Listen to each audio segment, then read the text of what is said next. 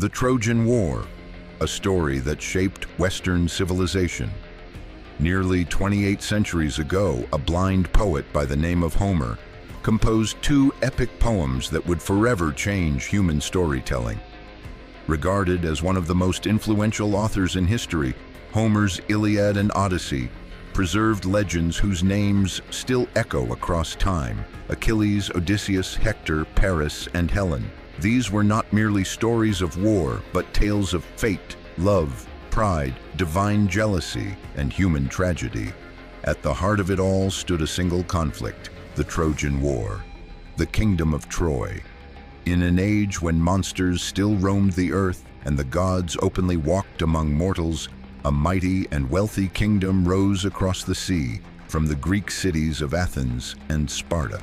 Its name was Troy, a city famed for its towering walls, said to have been built by the gods themselves and believed to be completely indestructible. Troy was ruled by King Priam and Queen Hecuba, monarchs deeply loved and respected by their people. Priam was blessed with 50 sons and 50 daughters, but among them one stood above the rest: Prince Hector, Troy's greatest warrior and noble defender. Hector, the eldest son of Priam, was a man of honor, courage, and loyalty. Second only to Achilles in combat, he fought not for glory, but for his homeland and family. He loved his wife Andromache and his infant son Astyanax more than life itself, and he would willingly sacrifice everything to protect them. Among Priam's children was also Cassandra, the most tragic of them all.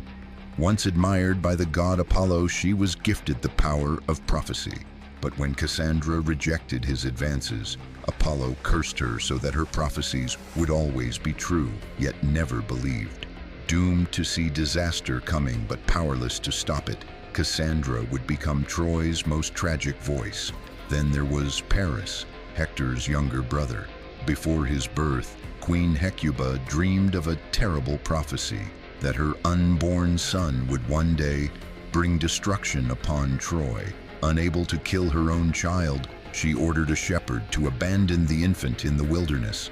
But the shepherd, unable to commit such cruelty, secretly raised the child instead. That child was Paris, and his survival would change history forever.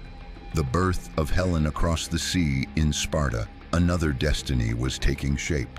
Zeus, king of the gods, fell in love with Queen Leda, disguising himself as a magnificent swan. From their union, Leda gave birth to 2 eggs, from which emerged Castor and Pollux, and 2 daughters, Clytemnestra and Helen. Helen grew into the most beautiful woman the world had ever known. When she came of age, kings, warriors, and princes from across Greece traveled to Sparta to seek her hand: Odysseus of Ithaca, Agamemnon of Mycenae, Ajax of Salamis, and countless others. Fearing that her choice would spark bloodshed, Odysseus proposed an oath that all suitors swear to defend Helen's chosen husband against any threat. The oath was sworn, and Helen chose Menelaus, who became king of Sparta. Unknowingly, this oath, meant to prevent war, would one day ignite the greatest war the ancient world had ever seen. The judgment of Paris high atop Mount Olympus, a divine wedding took place: the marriage of Thetis, goddess of the sea, and Peleus, king of Phthia. All gods were invited except one, Eris, goddess of discord. Enraged at being excluded, Eris arrived uninvited and cast a golden apple among the goddesses. Inscribed upon it were the words, "To the most beautiful." Instantly, Hera, Athena, and Aphrodite claimed the apple. Unable to decide, Zeus appointed a mortal judge, Paris of Troy. Each goddess offered Paris a bribe. Hera promised power and kingship. Athena offered wisdom and victory in war. But Aphrodite promised the most beautiful woman in the world. Paris chose Aphrodite and sealed Troy's fate. The abduction of Helen guided by Aphrodite, Paris traveled to Sparta. There, Helen fell under the goddess's spell and fell in love with him. Together, they fled Sparta and sailed to Troy. When Paris returned, King Priam welcomed him warmly. unaware of the storm that followed.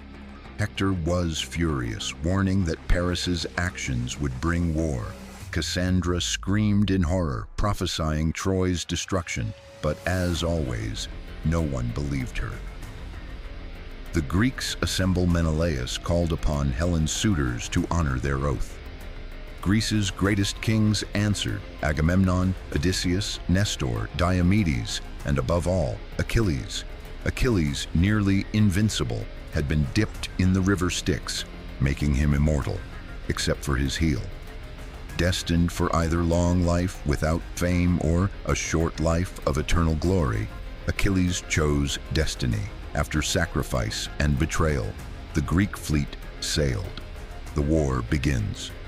For 9 long years, Troy resisted. Achilles withdrew after Agamemnon dishonored him, and the Greeks suffered greatly. Patroclus, Achilles' closest friend, entered battle wearing his armor. Hector killed him, unknowingly sealing his own fate. Enraged beyond reason, Achilles returned. He hunted Hector down, killed him, and dragged his body before Troy's walls. Yet even Achilles wept, granting King Priam mercy. The fall of heroes. Paris later killed Achilles with an arrow guided by Apollo. With both champions dead, victory seemed impossible until Odysseus devised his plan. A massive wooden horse was built. Hidden warriors waited inside. Ignoring Cassandra's warnings, the Trojans brought it into their city. That night, Troy burned. The fall of Troy. The city was slaughtered. King Priam was killed. Andromache enslaved. Astyanax murdered. Cassandra was violated and cursed further. Agamemnon would later be killed by his wife.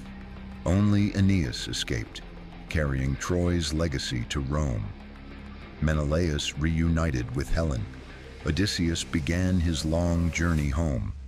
And so ended the Trojan War, a tale of gods and men, love and betrayal, glory and ruin, a story that would never be forgotten.